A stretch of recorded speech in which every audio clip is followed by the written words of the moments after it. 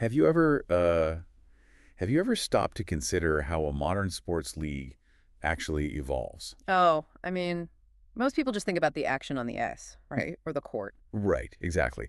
But I don't just mean the game itself. I mean how a massive multi-billion-dollar entertainment product actually changes its shape Yeah, in the boardroom. in the boardroom, in the rule book, Hmm. and really behind the closed doors of the locker room. That's where the real evolution happens. It really is. It's Monday, March 9, 2026, and welcome to our latest deep dive. I'm so glad you could join us for this conversation today. We have a mountain of historical material on the table in front of us for this A one. literal mountain. Hmm. And our mission today is to extract the ultimate aha moments from the history of the National Hockey League. Because it really is a remarkable journey when you trace the timeline through these documents. We're going to trace its transformation from this tight-fisted, owner-controlled monopoly into a modern, strategic, and frankly, profoundly player-driven spectacle. We're looking at a progression that spans several decades. We've got deep background on what is known as the original six era. Which is heavily romanticized. Oh, absolutely. But it was hiding a much darker economic reality. Yeah. Then we'll jump into a pivotal season, 1973-74, where expansion teams finally broke through the old guard. And from there, we're going to examine the careers of two absolute game changers. Eric Lindros. A player who essentially rebelled against the entire establishment. Right. And Martin Brodeur, a goaltender who literally forced the league to rewrite its rulebook. Finally, we'll synthesize all of this by unpacking the 2001-02 season. Which is really a year that acts as a perfect microcosm for the modern sports landscape. It ties it all together. So the goal today is to show you exactly how player empowerment, strategic loopholes, and shifting power dynamics completely reshape this industry. We're going to look at the people who dared to push the boundaries. And the rules that were written to stop them. Plus the incredible friction that happens when a static system meets an unstoppable force. That's going to be a fun one. Okay, let's unpack this by starting with probably the most foundational myth in the sport, the original six. It really is one of the most brilliant pieces of accidental marketing in sports history. Accidental marketing is a great way to put it. Because when people hear Original Six, they naturally assume that the Montreal Canadiens, the Toronto Maple Leafs, Boston Bruins, Chicago Blackhawks, Detroit Red Wings, and the New York Rangers were, well, the founding teams of the league. Right, the originals. But the historical record makes it very clear that this is a complete misnomer. They were not the original teams at all. The league actually began in 1917. Exactly. And of those six, only Montreal and Toronto were charter members. The others joined later by 1926. So why do we call them that? What makes them the original six is simply that from 1942, this was after the Brooklyn Americans suspended operations during World War II, until the Great Expansion in 1967, they were the only six teams in the league. The only six. So for 25 years, it was just these six clubs battling it out in a completely closed loop. Just playing each other over and over. It was the second longest static period without expansion, team moves, or contraction in North American sports history. Trailing only Major League Baseball's 50-year static stretch between 1903 and 1953. Now, I want to play devil's advocate for a second here. Sir. When you only have six teams playing each other constantly for a quarter of a century, didn't that essentially create the greatest local rivalries in sports history? It definitely did. I mean, if you grew up in Toronto, you were watching local kids play for the Leafs. If you lived in Montreal, the Canadiens were totally woven into the cultural fabric. Yeah, absolutely. That kind of intense, localized passion, that has to count for something, right? What's fascinating here is that while it absolutely created generational, fanatical, local fan bases, it was structurally broken. How so? That local connection you mentioned wasn't just community pride. It was a byproduct of systemic control. Ah, the 50-mile rule. Exactly. The most glaring example of this was the 50-mile territorial rule. According to the league rules at the time, each team had exclusive rights to negotiate contracts with promising local players within a 50-mile radius. Which is about 80 kilometers. Right, of its home ice. If a player lived within that radius, that local NHL club essentially owned his professional rights from the moment he laced up his skates. From childhood, basically. Pretty much. If he lived outside it, he was technically a free agent who could field offers. But in practice, the Canadian teams had an overwhelming advantage because of their geographic density of talent. I want you, the listener, to try and visualize this map. Draw a 50-mile circle around Montreal. Okay. Then draw another 50-mile circle around Toronto. You are capturing an absolute goldmine of ice hockey talent. The best young players in the world. Growing up in those circles, playing on frozen ponds, in local rinks. Now take that exact same 50-mile circle and drop it over New York City. Or Boston.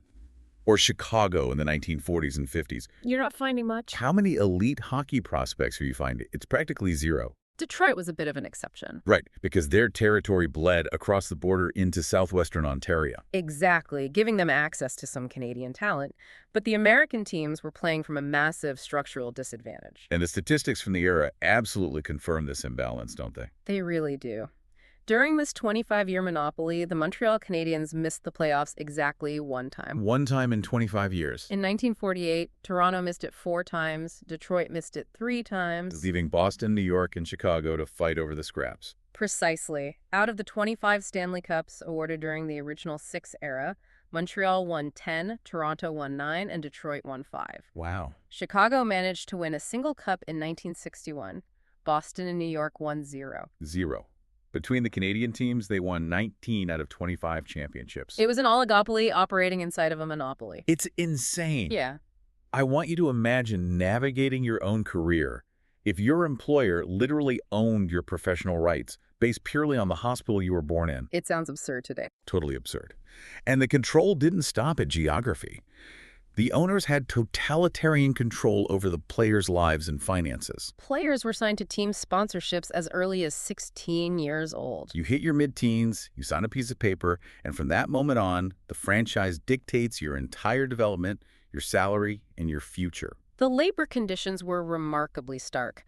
There was no free agency as we understand it today. A player was bound to his team in perpetuity. Just stuck. If an owner decided you were past your prime, or if you simply spoke out of turn or asked for a raise, you could be sent down to the minor leagues instantly. And a demotion didn't just mean a change of scenery. No, or playing against lesser competition. It meant an immediate, severe pay cut. And the relocation costs. Entirely on the player. You had to uproot your family on a moment's notice on your own dime while suddenly earning a fraction of what you made the week before.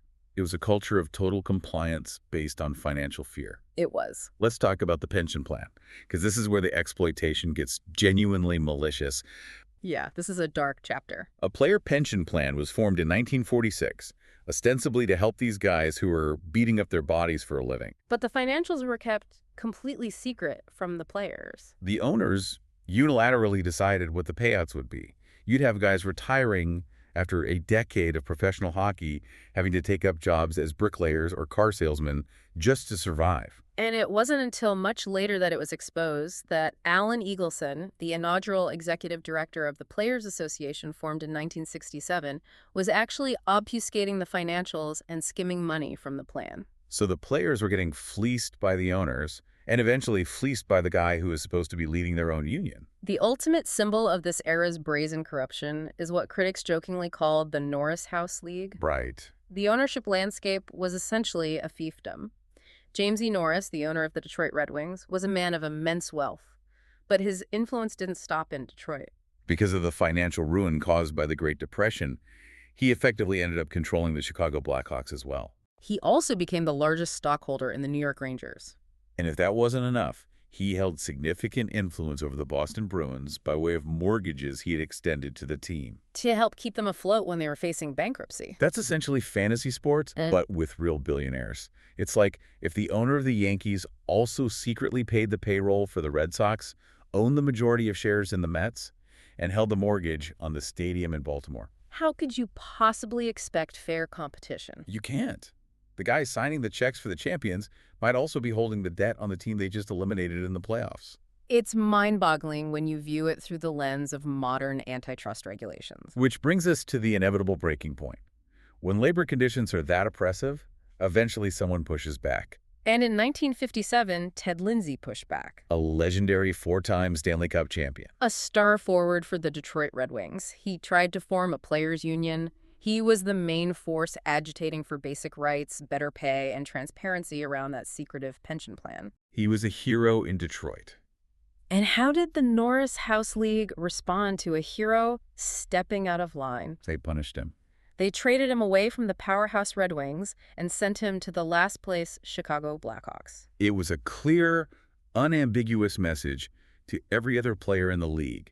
Dissent will not be tolerated no matter how many banners you have helped hang in the rafters. He had no leverage. He just had to pack his bags and go. This closed-loop system was brutal for the players, but it was also incredibly damaging to the growth of the game internationally or even just south of the Canadian border. Because the Canadian teams monopolized the talent pipelines, the league was overwhelmingly Canadian. There were a few American players in the 1940s, guys like Frank Brimsick, Mike Caracas, John Mariucci. That was largely because Chicago's owner at the time, Major Frederick McLaughlin, was fiercely patriotic and went out of his way to try to stock his team with Americans. But after he died, and the Norris family tightened their grip, that pipeline completely dried up.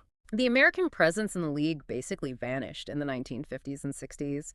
Tommy Williams was the only U.S. citizen to play regularly in that era. That's wild. One guy. The bias against non-Canadians was so pervasive that U.S. Olympic team stars like John Massich and Bill Cleary actually turned down contract offers from NHL teams because they knew they wouldn't be given a fair shot. And European players, they weren't even an afterthought. The only European-born and trained player of the entire era was Sweden's Ulf Sterner, who played just a handful of games for the Rangers in 1965 before returning home. Largely because of the intense physical violence of the North American game. Exactly.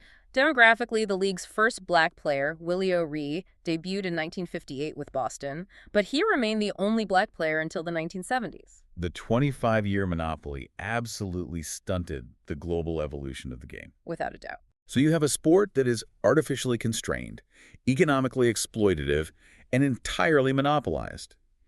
But by the mid-1960s, a younger guard of owners realized that if they didn't expand, competing leagues were going to crop up and steal their television markets, especially in the U.S. Right, they had to move. So in 1967, the league finally doubled in size, adding 6 new franchises.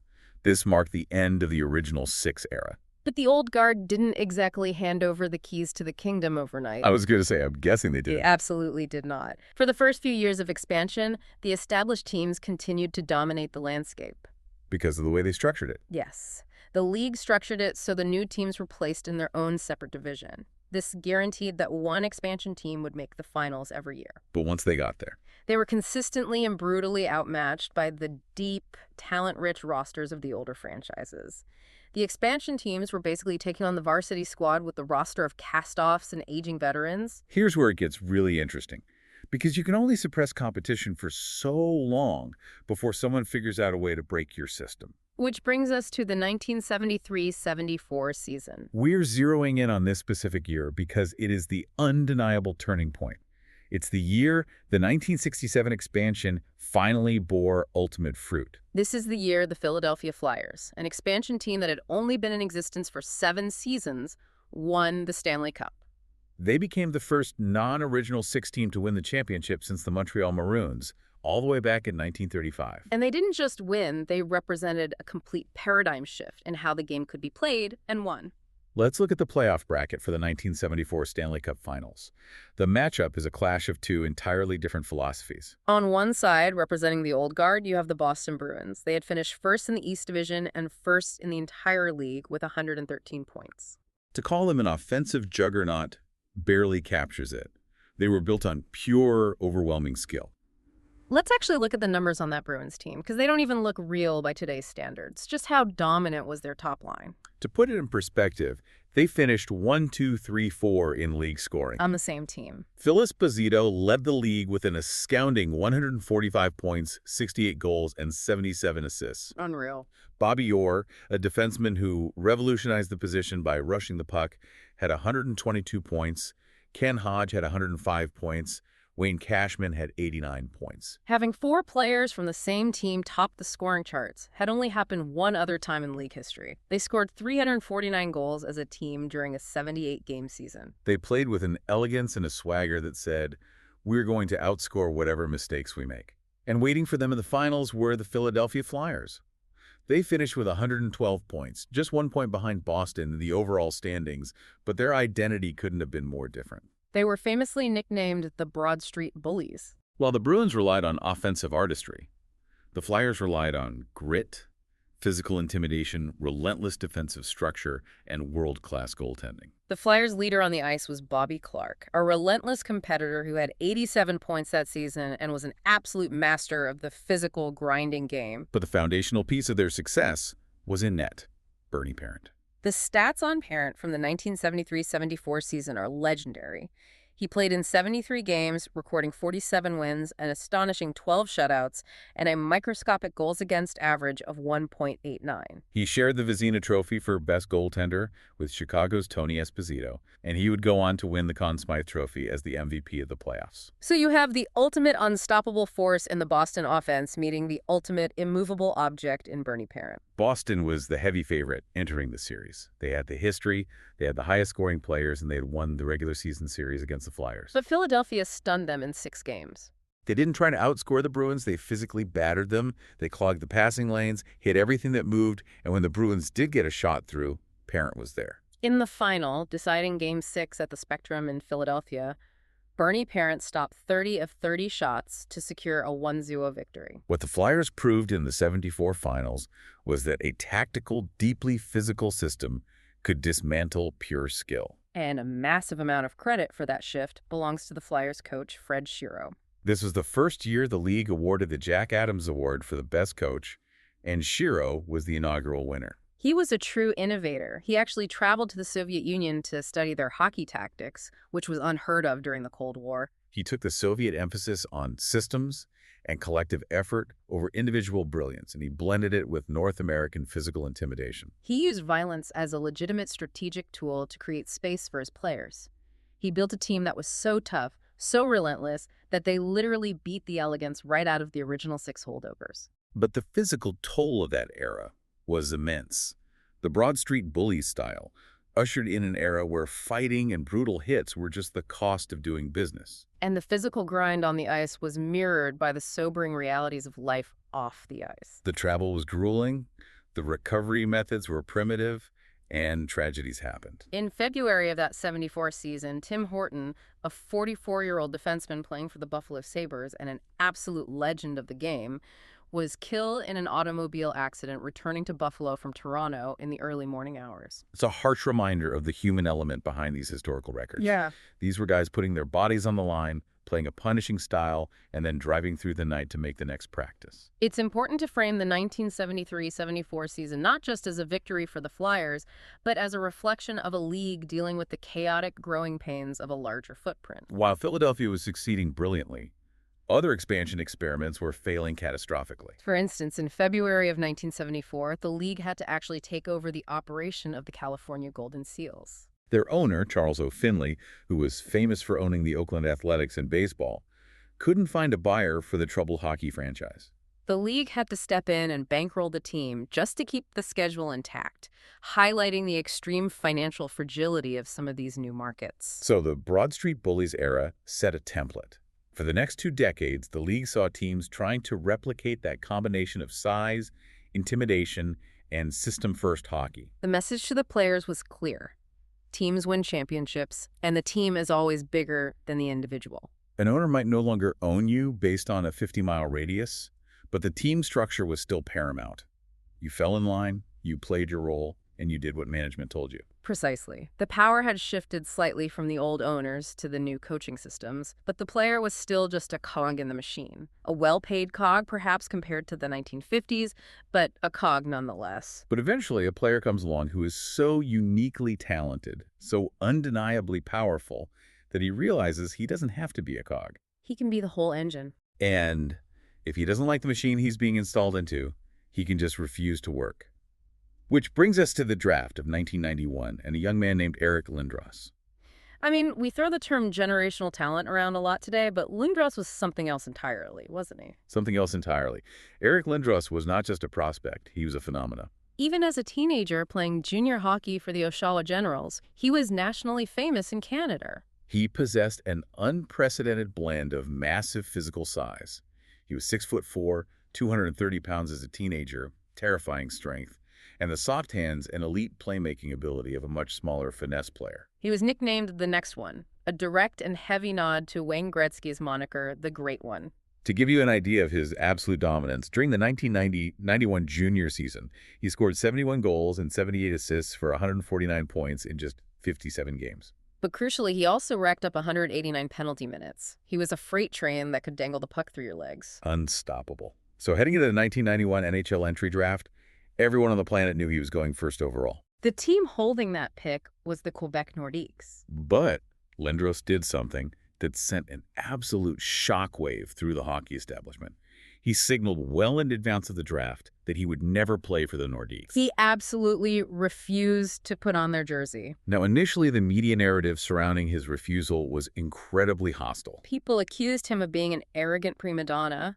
They speculated he didn't want to play in a French-speaking market, or that it was because his mother was overly involved in his career. Others said he lacked a winning spirit because the Nordiques had finished dead last in the league for 3 consecutive years, and he didn't want to suffer through a rebuild. But as Lindros clarified years later, his objection wasn't about the city of Quebec, the language, or the fans. It was entirely centered on the team's owner, Marcel Aubut. Lindros stated flatly that he did not respect Aubut, did not trust him as a businessman, and refused to tie his professional prime to an organization run by him, period. If we connect this to the bigger picture, this is the exact opposite of the original 6 era. Go back to Ted Lindsay. He tries to form a union, gets banished to Chicago, and has to just swallow his pride and go. He had no leverage. Now, here is an 18-year-old kid telling an NHL owner, I don't care that you drafted me. I don't care about your system. I'm not playing for you. It was a tectonic shift in player power.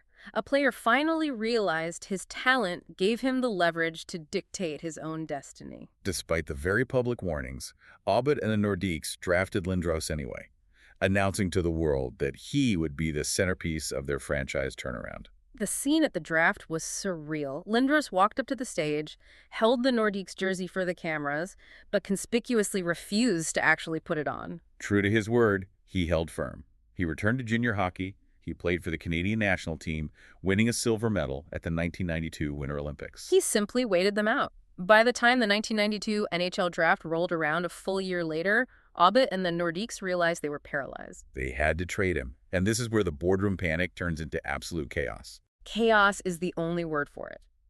The Nordiques were fielding massive, desperate offers for Lindros from half the league. And in their haste to extract the absolute maximum value, they bungled the process so badly that they actually agreed to trade him to 2 different teams on the exact same day. They verbally agreed to a deal with the Philadelphia Flyers, and shortly after, they agreed to a deal with the New York Rangers. Both the Flyers and the Rangers firmly believed they had consummated the trade and acquired the rights to the biggest prospect in a decade. The NHL had to step in and appoint an independent arbitrator, Larry Bertuzzi, to figure out who actually owned the next one. It was a massive legal spectacle. On June 30, 1992, after days of hearings, Bertuzzi ruled in favor of the Flyers. He determined that Philadelphia had reached a binding agreement with Quebec exactly 80 minutes before the Rangers did. 80 minutes of boardroom negotiation changed the course of hockey history. Let's talk about the haul, because I look at these numbers and it doesn't make sense for a single player.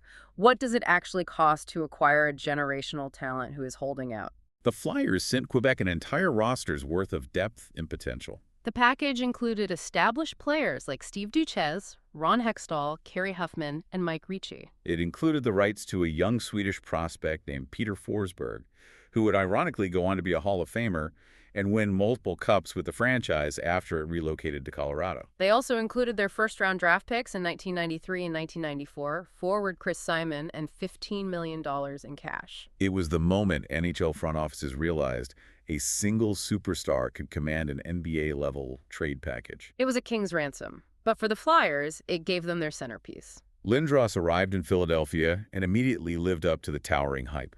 He became the prototype of the ultimate power forward. By 1994, he was named the captain of the team. He centered one of the most terrifying and dominant lines in hockey history, dubbed the Legion of Doom, alongside John LeClair and Michael Renberg. In the lockout-shortened 1994-95 season, Lindros scored 29 goals and 41 assists in just 36 games, winning the Hart Memorial Trophy as the league's most valuable player. He was everything they thought he would be. But playing that brand of hyper-physical, crashing hockey came with a severe, horrifying physical toll. Lindros wasn't just dishing out hits, he was taking them. He played the game with his head down, plowing through defenders. And the medical culture of the 1990s was entirely unequipped to handle what was happening to his brain. He suffered a devastating string of concussions that ultimately derailed his prime. His first major concussion came in 1998 from a hit by Pittsburgh's Darius Kasparaitis. He suffered another later that same year. He was constantly playing through symptoms, returning to the ice before he was fully healed. Because the ingrained culture of the sport demanded that stars tough it out. The most infamous incident occurred in Game 7 of the 2000 Eastern Conference Finals against the New Jersey Devils. Lindros was coming across the blue line, cutting to the middle with his head down, and Devils defenseman Scott Stevens, who was known for delivering catastrophic open ice hits, delivered a brutal shoulder check that caught Lindros squarely in the jaw, knocking him completely unconscious before he even hit the ice. It's hard to watch the footage of that even today. It is. But honestly, the concussions weren't even the most frightening medical incident of his career. That happened a year earlier, on April 1st, 1999, during a game against the Nashville Predators. That night is chilling. Lindros suffered what the team initially diagnosed as a relatively routine rib injury during the game. He went back to the hotel, but later that night, his teammate and roommate, Keith Jones, found Lindros lying in a hotel bathtub. He was pale, cold, and unresponsive. The team's medical staff was contacted, and incredibly, their initial instruction was to simply put Lindros on a pressurized airplane returning to Philadelphia the next morning, along with another injured teammate. Let's pause there, because the mechanics of that are wild. Keith Jones refused that order. He insisted Lindros be taken to a local hospital in Nashville immediately. And thank God he did, because doctors discovered Lindros didn't just have a bruised rib, he had a collapsed lung caused by severe internal bleeding in his chest wall. A pneumothorax. And the physiology here is terrifying. If you have a collapsed lung and internal bleeding, air is trapped in your chest cavity. If you get on a pressurized plane, that trapped air expands violently as the plane climbs to altitude. It would have literally crushed his heart mid-flight. As Lindros' father later wrote in a furious letter to the Flyers organization, if Lindros had been put on that flight, he would have died in the air. Keith Jones didn't just save his career, he saved his life. The fallout from that incident completely destroyed Lindros' relationship with the Flyers general manager, Bobby Clarke. Clarke, a product of that Broad Street Bullies era where you played through everything, publicly questioned Lindros' toughness in the media. He eventually stripped Lindros of his captaincy. Lindros, feeling totally betrayed by the organization's medical negligence, sat out the entire 2001 season, refusing to play for Clarke, eventually forcing a trade to the New York Rangers. It's a tragic arc, but a deeply impactful one. Lindros' holdout in '91 proved players had power, and his horrifying injury history ultimately forced the league to look in the mirror. You can draw a direct line from the tragedy of Eric Lindros' medical mismanagement to the modern NHL's evolving concussion protocols, independent spotters, and player safety initiatives. He broke his body, proving that the old rub some dirt on its culture wasn't just outdated, it was lethal. It perfectly illustrates our theme of systems reacting to those who push against them. Lindros forced a change in labor leverage and medical protocols. But while Lindros was changing the off-ice culture, the team that ended his season with that hit in 2000, the New Jersey Devils, were in the process of completely breaking the on-ice strategy of the sport. And they were doing it behind a goaltender named Martin Brodeur. Martin Brodeur. If Lindros was the player who said no to the owners, Brodeur was the player who said no to the opposing offense. He was drafted 20th overall by New Jersey in 1990, won the Calder Trophy as Rookie of the Year in 1994, and would go on to win 3 Stanley Cups in 95, 2000, and 2003. He holds the all-time regular season records for wins with 691 and shutouts with 125. But it wasn't just that he stopped pucks. It was how the Devils utilized him. To understand Brodeur's impact, you have to understand the system the New Jersey Devils deployed, famously known as the neutral zone trap. Right. In the mid-1990s, most teams were still trying to play the high-flying offensive style of the 80s or the bruising, forechecking style of the 70s. The Devils, under coach Jacques Lemaire, did something different. Instead of aggressively attacking the puck carrier deep in the offensive zone, they pulled their players back into the neutral zone, the middle of the ice. They formed a literal wall of bodies. When an opposing player tried to skate through, they were instantly swarmed, forcing turnovers. It choked the life out of the game. It stifled speed and creativity. And we saw the ultimate proof of its effectiveness in the 1995 Stanley Cup Final. That '95 final is legendary for how tactically lopsided it was. The Devils were facing the Detroit Red Wings, who were an absolute offensive powerhouse, heavily favored to win. But New Jersey's trap, backed by Brodeur's goaltending, absolutely suffocated them. The Devils swept the Red Wings in 4 straight games, allowing only 7 goals in the entire series. It was a strategic masterpiece, even if fans found it incredibly boring to watch. But here's the critical point. The trap only worked flawlessly because of Martin Brodeur's unique skill set. Brodeur popularized a hybrid style of goaltending. Before him, goalies mostly stayed on their feet, the classic stand-up style, trying to kick out their pads. Brodeur started using the butterfly technique, dropping to his knees to fan his pads out along the ice, completely taking away the lower half of the net, but retaining the athletic ability to stand up quickly. Interestingly, he learned a lot of this approach from attending camps run by Soviet great Vladislav Tretiak. But his true superpower wasn't just stopping the puck, it was playing the puck. I love this part of the story, because Brodeur was basically an anomaly. He was an incredible stick handler. The traditional way to beat the neutral zone trap was to employ the dump and chase. If the middle of the ice is clogged, you just shoot the puck deep into the corners of the offensive zone, skate past the trap, and fight for the puck along the boards. Most goalies back then would just stop a dump-in and leave it for their defenseman to retrieve or freeze it for a face-off. But Brodeur would intercept puck shot around the boards and immediately fire them up the ice to his forwards on the tape. He functioned as a third defenseman. If an opposing team tried to dump the puck into the corner to bypass the trap, Brodeur would just skate out, retrieve the puck, and clear the zone before the forecheckers could even cross the blue line. He completely neutralized the dump and chase strategy. Teams literally had no way to enter the offensive zone against New Jersey. If you carried it, you hit the trap. If you dumped it, Brodeur cleared it. He was so incredibly skilled at handling the puck that he actually scored 3 career goals, the most of any NHL goaltender. He scored 1 in the regular season and famously fired a puck the length of the ice into an empty net during a 1997 playoff game against the Montreal Canadiens. His puck handling gave the Devils such a massive competitive advantage that the rest of the league's general managers began to panic. The game was slowing down to a crawl, offense was drying up, television ratings were suffering, and Brodeur was a huge reason why. Former Maple Leafs general manager Brian Burke summed it up perfectly. He said the game was turning into a tennis match. You dump it in, the goalie would throw it back out. Dump it in, throw it out. It was mind-numbing. Which leads to one of my absolute favorite phenomena in sports, the Brodeur rule. It is wild to me that you could be so uniquely talented at a specific skill that the governing body of your sport literally rewrites the laws of geometry to stop you. Following the 2004-05 NHL lockout, the league introduced a trapezoid-shaped area painted on the ice behind each net. Goalies were only allowed to handle the puck inside that specific trapezoid. If they went outside those lines into the corners to play the puck, they were handed a 2-minute penalty. The league officially restricted his physical movement on the ice just to give opposing offenses a fighting chance to retrieve their own dump-ins. It's a testament to Brodeur's mastery that they had to literally paint boundaries on the ice to contain him. But even before the rule changes, his dominance was astounding. Look at his 2003 playoff run. The Devils won the Cup, and Brodeur posted an NHL record 7 shutouts during that postseason, breaking Dominik Hasek's previous record. Yet, bizarrely, when it came time to hand out the Conn Smythe Trophy for playoff MVP, the voters gave it to the losing goaltender, Jean-Sébastien Giguère of the Anaheim Ducks. It was the first time since 1987 a player on the losing team won the award.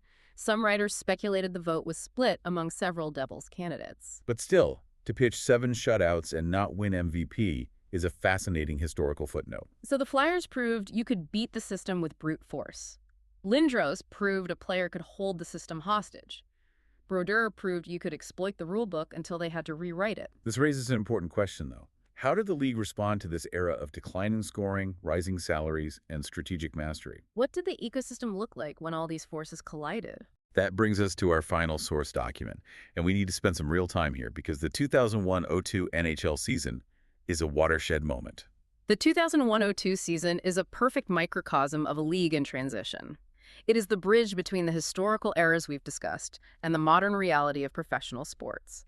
And it starts with a stark, visceral reminder that sports do not exist in a vacuum. The regular season began less than a month after the September 11 attacks. The real world violently intruded on the games. The league's response was unprecedented. Players wore ribbon stickers on their helmets and special patches on their jerseys. Teams like the Sabres and Rangers wore New York across their chests instead of their normal logos. But the most poignant moment happened during a preseason game on September 20, 2001, between the Philadelphia Flyers and the New York Rangers. The country was on edge, and President George W. Bush was scheduled to address a joint session of Congress. In the middle of the hockey game, with the score tied 2-2, officials actually blew the whistle and stopped play. They halted a professional hockey game, dropped a massive video screen down in the arena, and broadcast the president's speech live to the crowd and the players standing on the ice. And when the address ended, they didn't blow the whistle to resume the game. The players shook hands, they declared the game a 2-2 tie, and everyone went home. It highlights how profoundly minor the sport felt in the shadow of global events. It's an incredibly powerful image.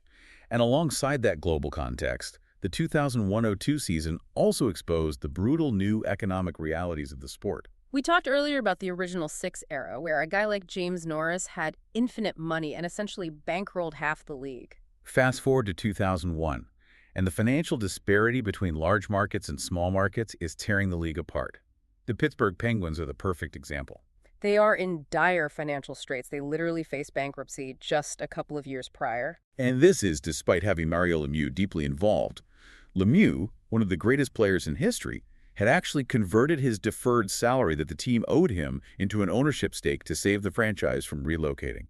He was playing for the team he owned, but even with Lemieux in the owner's box and on the ice, the economics were unsustainable without a salary cap. They had another all-time great, Jaromir Jagr, who was winning scoring titles, but they simply could not afford his $10.7 million salary. So, desperate to dump salary and avoid insolvency, the Penguins were forced to trade Jagr, a perennial superstar in the prime of his career, to the Washington Capitals. And the return was incredibly light for a player of his caliber.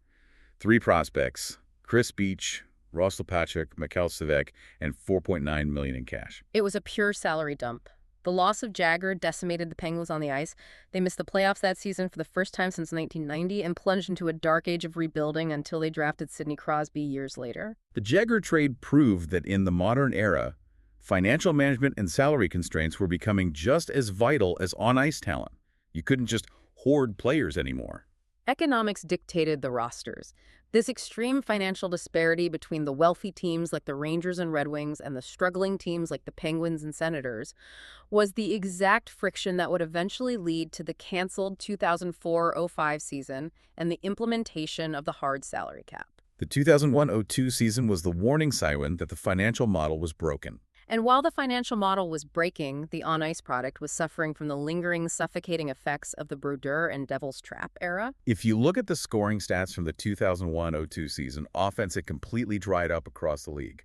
Jerome Igensla of the Calgary Flames had an incredible physical season, winning the Art Ross Trophy as the league's top scorer, but he did it with only 96 points. Which is a striking contrast to the 1973-74 season we discussed earlier, where Phil Esposito had 145 points and 4 guys on one team broke 80. In 2001-02, not a single player in the entire league reached the 100-point plateau.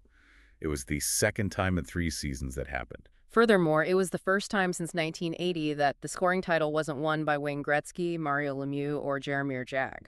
The defensive systems had become so sophisticated, the neutral zone so clogged, and the goaltending so fundamentally sound with the butterfly style, that the high-flying individual scoring of the past was being systematically erased.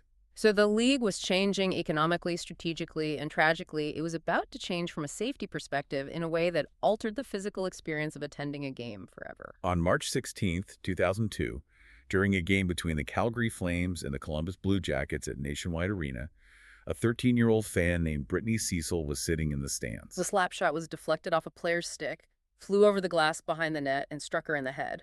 She walked out of the arena, but tragically, the impact had torn an artery in her neck, and she died from her injuries 2 days later. It was an unimaginable heartbreak. It was the first and only time in the history of the NHL that a fan was killed by a puck flying into the stands. And it was a moment that forced the NHL to instantly and completely reevaluate the safety of its arenas. Prior to this, the acrylic glass was the only barrier separating the fans from pucks traveling upwards of 100 miles per hour. Fans had grown accustomed to the danger, often viewing it as part of the thrill of sitting close to the action. But the death of Brittany Cecil shattered that illusion. As a direct result of this tragedy, the league mandated the installation of tall, protective nylon netting above the glass behind both goals in every single arena, starting the very next season. And I remember initially there was significant pushback from certain fans. People complained that the netting ruined the view or disrupted the purity of watching the game. But the league held firm. They fundamentally altered the architecture of the fan experience across the continent, prioritizing human life over an unobstructed sightline. Today, that netting is entirely normalized. You don't even notice it's there. But it took a tragedy to break the old norm. It's the ultimate example of a reactive system. The NHL, like any massive institution, rarely changes proactively. It changes when a force, whether it's an unblockable goalie, an unpayable salary, or a tragic accident, forces its hand. So what does this all mean?